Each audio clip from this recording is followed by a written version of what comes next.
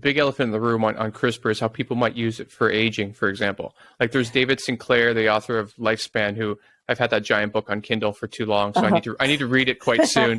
But he's always tweeting certain things on how aging is a disease and something that we can reverse. And I'm sure if we find the mechanisms at some point, we can use CRISPR. But again, it's going to go to the highest bidder.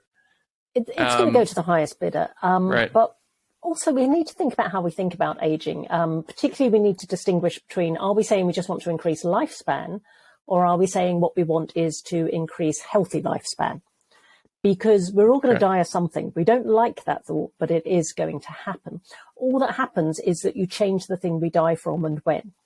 So if you look at the industrialized world, most of the industrialized world, cancer rates are on the rise. And it's not because there are more carcinogens in the environment. It's simply because cancer is a consequence of aging, and we all age more now because we don't die from heart attacks. So something's going to get us. I hate to tell people this, but we are all going to die. It's a shock ending. What a bummer, Nessa. I know. What a spoiler. What a spoiler. So I have to say, I think there's a lot of hype in the aging and longevity field. And personally, I think it would be massively unethical to keep extending longevity, but not to improve health. There's the great Benjamin Franklin quote of, I don't mind getting old, I mind getting old and fat. Right. And, getting old, that's absolutely fine. Getting old with lousy life quality, that's right. I think most of the people, like Sinclair, for example, from what I know about his work, would agree with you. I think they would be working on both sides of that equation. Just like there's, actually in the US, I'm sure in the UK as well, there's all of these men's clinics, and they're prescribing, testosterone replacement therapy to literally everyone that comes in the door. Like, I know people that were prescribed testosterone therapy at 31 years old. You're kidding. No, it's absurd. And, that's insane. And, they had a justification for why they started taking it at that time. And, I'm by no means, I'm not a scientific person to say anything, but I know enough to know that we don't need testosterone at 31. And so it's become an industry, which is sad, because again, once you start taking that, you have to take it for the rest of your life. And I don't know enough about it, but I'm sure I'm 43 now, maybe at 50, I would consider something along those lines. But I think the risks still, might outweigh the rewards. And I think you used a really interesting expression. You referred to it as an industry. And that's exactly what it is. It's an industry, and it's an industry that thrives in societies that value youth and appearance above everything else. And I think we really need to have a good chat with ourselves about what our attitudes to aging are, and why we have them. Is it really about quality of life, or is it about vanity? Because I'd love to have the energy levels and the body that I had at 20.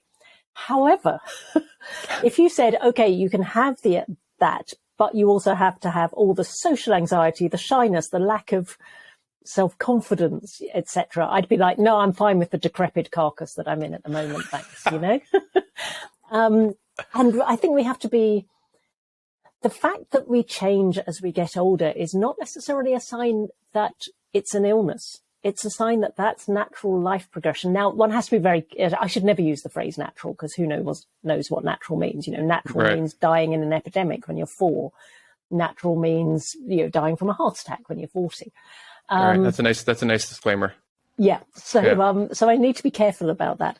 But I do worry about this idea that somehow we can stay 25 until we're 85.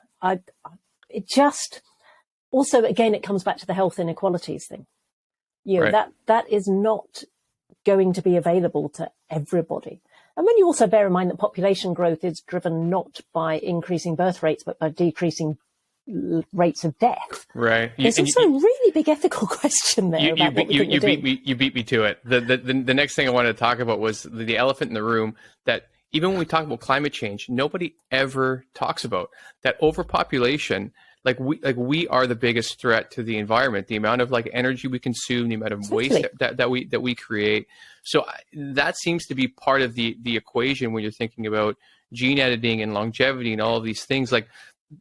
I think I saw a stat the other day where if everyone on the planet consumed as much as the average American, we would need 5 planets. Absolutely. And people are saying, and we definitely do need to go to renewables and stop pulling oil out of the ground.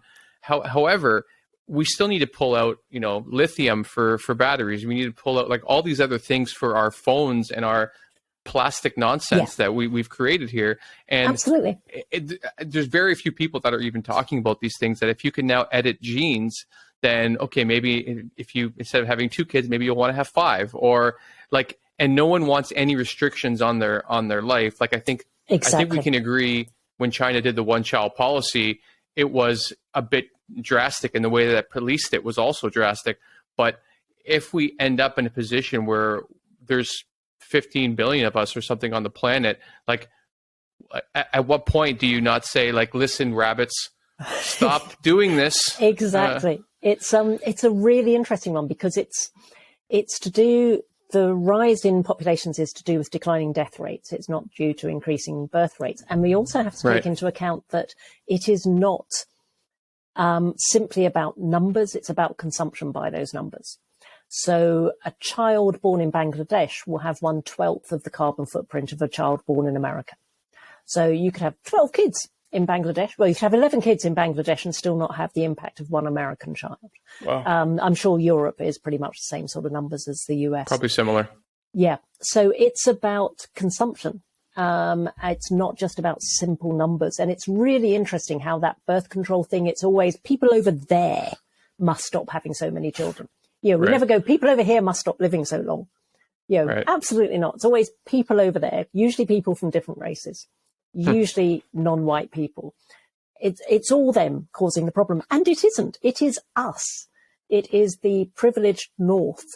And when people say to me, oh, I've only had 2 kids, it's like, A, you don't get a medal. B, those kids are still going to have a huge environmental impact. Right. And we frame the debate all wrong. We're not addressing the real problems in it. And the real problem, of course, is you cannot have limitless growth on a finite planet. Right. And we have to get so much better at not over-consuming. We have to get so much better at circular economies. Well, the sad part is that the argument coming out on, I guess you can call them climate deniers, and I'm sure much of this is coming from religious circles, of which I never agree with at all. But it's along the lines of saying that, like, well, if humans are this vaulted being, because of course their God is a human man, in many religions, and they're saying, well, if we have more humans, then we have more brain power, and if we have more brain power, we can create all the solutions. And it kind of makes me furious when I hear that suggestion that humans are all knowing beings, because in my mind, like trees, for example, they're on a different timeline. They're on like hundreds of years timeline. They're just waiting for the pests that is the human race to go away finally. And so if we think of that like humans are the answer, like we're already looking at the wrong thing and ignoring the rest of the universe, the planet, nature, all of these things. And it frustrates me to no end, the overpopulation. Totally. We are the problem. We are not the solution. What we have a responsibility